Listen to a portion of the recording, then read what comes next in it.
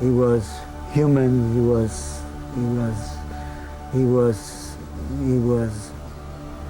is. Welcome to WatchMojo UK, and today we're going to be counting down our picks for the top 10 craziest Banksy theories. Oh my god, I think this might be Banksy. Pack it in! You ain't Banksy. Or am I? Welcome to Dismaland. Before we begin, we publish new content every day, so be sure to subscribe to our channel and ring the bell to get notified about our latest videos. For this list, we'll be looking at various theories surrounding the elusive street artist Banksy. Who do you want Banksy to be? Sound off with your favourite theory, however implausible, in the comments below. Number 10, he's Art Attack host Neil Buchanan. Ah, hello there. Now then, have you got a really special photograph that you want to frame, but can't afford one of those fancy, expensive frames? If you were a 90s kid, you surely have fond memories of the British children's show Art Attack. Disney actually revived the series in 2011, but for many fans, it's just not the same without Neil Buchanan. Well, in 2020, Buchanan found himself making headlines when rumours began circulating that he was Banksy. It's not actually that far-fetched. While Buchanan has a knack for creating art in a variety of mediums, his greatest claim to fame and most memorable pieces were always his big art attacks.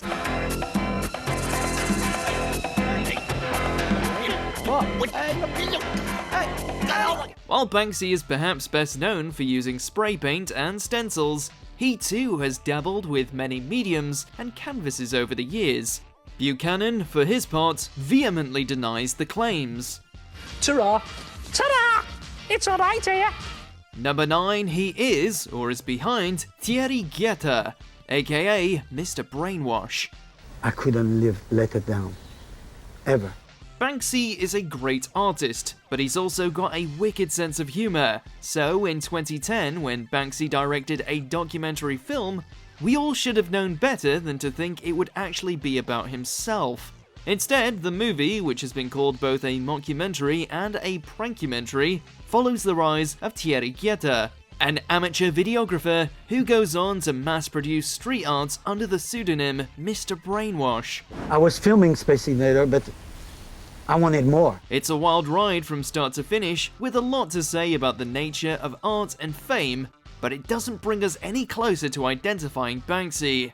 Unless, of course, the elusive and cerebral artist is pulling a Kaiser Soze and is, in fact, Thierry Guetta.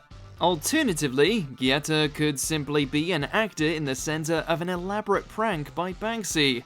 It was going nowhere. Number 8, he's a parking attendant at Dismaland. Welcome to Dismaland. From August 21st to September 27th, 2015, Banksy operated his very own theme park. An elaborate satire on Disneyland, Dismaland was a bemusement park featuring works of art from 58 artists, including Banksy himself.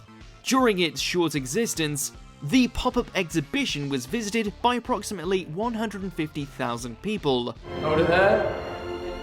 Yep. How tall are you? I don't know, 5'8". Given that Dismaland was such a communal experience, one can only assume that Banksy would have wanted to experience it from within the crowd. This has led to widespread speculation that the park's creator hid in plain sight.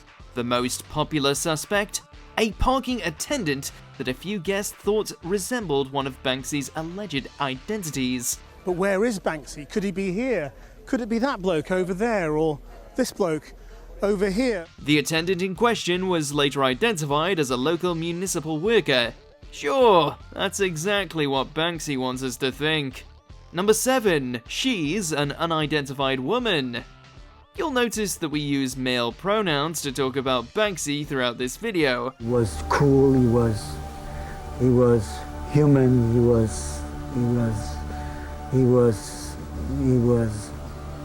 he is. That's not just a gendered assumption on our part, but rather the popular consensus based on alleged sightings of the mysterious artist. One theory, however, is that Banksy's art is not the work of an individual, but rather a collective of artists working under a single name. Pack it in! You ain't Banksy! Or am I? Supporting this concept is Christopher Healy, a Canadian artist who says that the group consists of 7 individuals. While some theorists have envisioned Banksy as a collective of equals, Healy maintains that this group of 7 is led by a woman. The mysterious lady in question? He suspects it's the very same blonde woman seen briefly in Exit Through the Gift Shop. Number 6, he was caught on camera in Australia. Oh my god, I think this might be Banksy. There are many people who claim to have witnessed Banksy at work, but few have evidence to back it up. This footage from 2016, however, is certainly worth considering. In the video, which was shot in Melbourne, Australia, a man is seen spray painting in an alleyway. Banksy! Hey!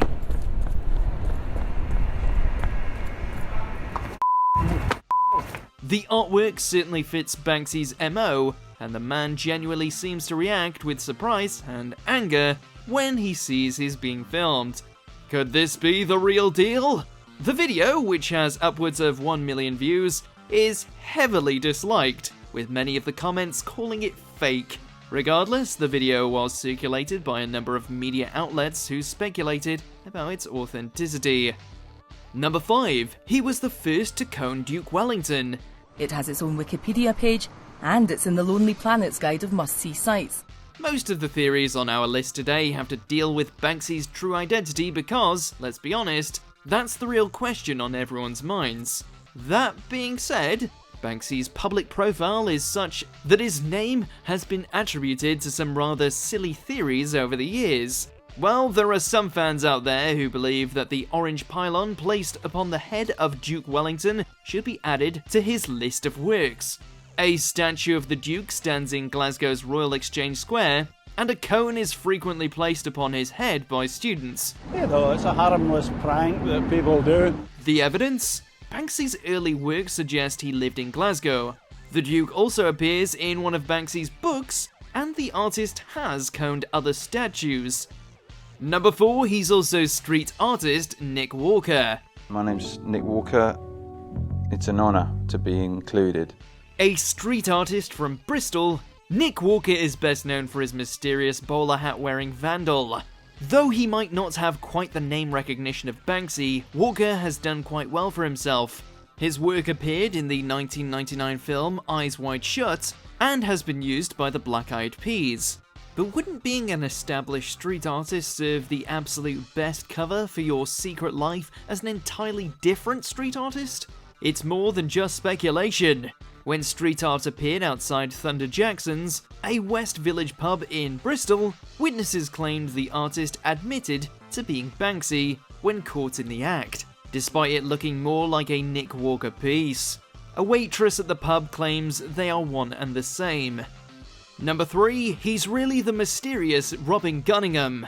So, I guess I'll start off by asking you about the film. What is the film? If we had to put money on it, this is the one we'd go with. Robin Gunningham is a middle-aged man from Bristol who currently resides in London. An understated description, we know. A graduate from Bristol Cathedral School, Gunningham's former classmates have supported this theory. His movements also fit the pattern identified by criminologists at London's Queen Mary University. They used a technique called geographical profiling, and it's been reported that Banksy's legal team actually tried to delay the publication of their findings. You know, you can't really be a graffiti writer and then go public. It's like the two things don't quite go together. No. Most compelling, however, is the fact that Gunningham has been caught, on camera no less, with spray paint and stencils resembling Banksy's trademark style. Number 2, he's music legend Robert Del Naja. I was deeply moved by the pictures he was sending me. Also known as 3D, Robert Del Naja is best known as 1/3 of the award-winning trip-hop group Massive Attack. What you might not know, however, is that Del Naja is also credited as not only a pioneering graffiti artist in Bristol, but also having helped to popularise the use of stencils with street art. I couldn't get into art school, I couldn't define my own self in art, you know what I mean? He's been called an influence on Banksy, and the two have been described as close friends. According to investigative journalist Craig Williams, however, they're one and the same. His argument, Massive Attack tour dates and locations notably overlap with the appearance of new Banksy art. Stoking the flames of this particular theory is the fact that English DJ Goldie once said "Rob" while talking about Banksy. Coincidence? We think not. It was never intended to be a solo project. It never was. We never saw it as such. Number 1. He, or rather she, is WatchMojo host Rebecca Brayton. Hey, if Jack Black said it, it just might be true. You like your anonymity, though. You're like Banksy bit. of WatchMojo. Just kidding. Number 1, he's artist extraordinaire Jamie Hewlett. There was a little bit of competitiveness between us. Co-creator of Tank Girl, co-founder of Gorillaz, and Banksy. We know it's too much cultural impact for any one man, but when you look at the facts, it's not that far-fetched. Like Robert Del Naja, Jamie Hewlett's international fame gives him plenty of opportunity and excuses to travel the globe without arousing suspicion. His experience as an artist certainly gives him the necessary skills to get the job done. The reason this theory takes our top spot, however, is that a forensic expert is credited with being the one to connect the dots. The expert in question sadly refuses to identify themselves for fear of public backlash. Hewlett, for his part, denies the allegations. It's very Wizard of Oz. Yeah, it is. Do you agree with our picks? Check out this other recent clip from WatchMojo UK and be sure to subscribe and ring the bell to be notified about our latest videos.